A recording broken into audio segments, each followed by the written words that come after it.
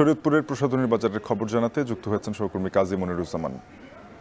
জানাবেন যে প্রসাধনী সামগ্রীর মধ্যে কোন কোন পণ্যের চাহিদা বেশি?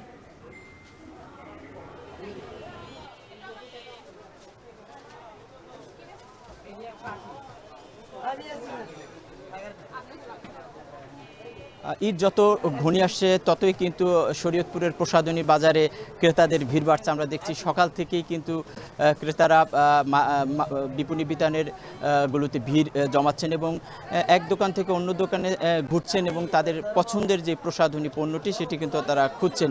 আমরা কথা বলেছিলাম ক্রেতাদের সাথে, তারা যেমনটা বলছেন যে আসলে এবছর তারা বেশিরভাগই দেশীয় যে প্রসাধনী পণ্যগুলো রয়েছে সেগুলো কিনছেন, কারণ এই পণ্যগুলির মান বেড়েছে, পাশাপাশি দাম অনেকটা হাতের নাগালের মধ্যে। আর বিদেশি পণ্যের যেহেতু বিদেশি পণ্যটা অনেকটাই বিশ্বাস করাটা কঠিন হয়ে গেছে, তারা অনেকটা প্রতারণার শিকার হন এমনটা বলছেন, যার কারণে আসলে বিদেশি পণ্য কেনার দিকে কিন্তু তারা আসলে অনেকটা মুখ ফিরিয়ে নিয়েছেন এমনটা কিন্তু ক্রেতারা বলছেন। আর বিক্রেতারা বলছেন যে আসলে ঈদ যত সামনে গিয়ে আসছে, ক্রেতারা পোশাক আশাক কিনে সেই পোশাক আশাকের সাথে মিল রেখে, বিশেষ করে নারীরা তাদের লিপ লাইনার, লিপস্টিক, আইলাইনার, এই জাতীয় যে নেল পলিশ, এইগুলি পোশাকের সাথে মিল রেখে কিন্তু সেই পণ্যগুলো, প্রসাধনী পণ্যগুলো কিনছেন এবং অনেকেই কিন্তু মেহেদি কেনার দিকেও কিন্তু বেশ ঝুঁকছেন এমনটা কিন্তু এখানকার বিক্রেতারা বলছেন আসলে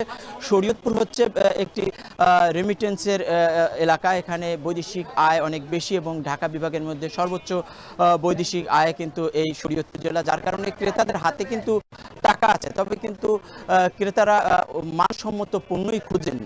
মানসম্মত পণ্য পেলে তারা কিন্তু সেটা কিনে নিয়ে যাচ্ছেন এবং আমরা দেখছি যে আসলে ক্রেতারা বেশিরভাগই দামের চেয়ে মানসম্মত পণ্যের দিকেই কিন্তু তারা বেশি ঢুকছেন। তো ঈদ যত ঘনিয়ে আসবে, ঈদ যত এগিয়ে আসবে, ততই আরও প্রসাধনী পণ্যের কেনাবেচা বাড়বে এবং ক্রেতারা কিনবেন এমনটাই কিন্তু এখানকার বিক্রেতারা আমাদেরকে বলছেন।